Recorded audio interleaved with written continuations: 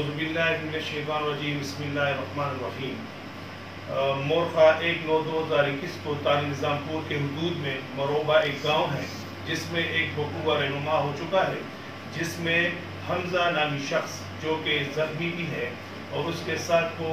मुकदमा इल्लत 214 जुर्म 302 334 में मुद्दई मुकदमा भी है। उसके रिश्तेदारान तलहा जो कि तकरीबन 16-17 साल का उम्र है, साथ ही बासित और हमजा बजात खुद, ये तीनों जख्मी हो चुके थे। इनके साथ इनका एक रिश्तेदार था जिसका नाम यासर है, यासर जो इस वकूआ में फौत हो चुका है। नामालूम मुलजिमान की फायरिंग से जान बहक होना और जख्मी होना बयान हुआ था। बादहू हमारे जनाब RPO साहब और मर्दान और साथ ही हमारे DPO नौशेरा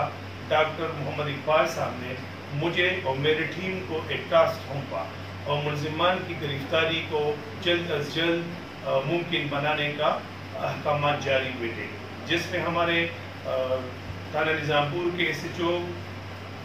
सलीम खान, उसकी टीम अयास खान, इरफान खान, इनके मुहर्र साहिबान और दीगर जो हमारे पुलिस अफसरान थे, उनकी दिन रात की अनथक मेहनत से उन्होंने साइंटिफिक तरीके से और मुख्तलिफ इन्फॉर्मेशन प्लाटेड करने के बाद असल मुलजिमानों में से 3 मुलजिमान को हमने धर लिया, जिसमें एक सैयद कासिम, दूसरा जो है तो वो मुलजिम सैफुल्लाह और तीसरा जो मुलजिम हमारा है पिंगुल। इनको गिरफ्तार किया गया और जिन्होंने इब्तिदाई तफ्तीश में अपने इस घनौने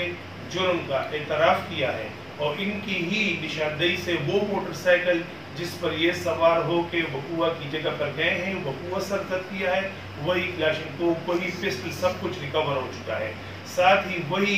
चोरी का माल मुकदमा भी रिकवर हो चुका है। मज़ीद हम इनको अदालत में पेश करेंगे, जिनकी हिरासत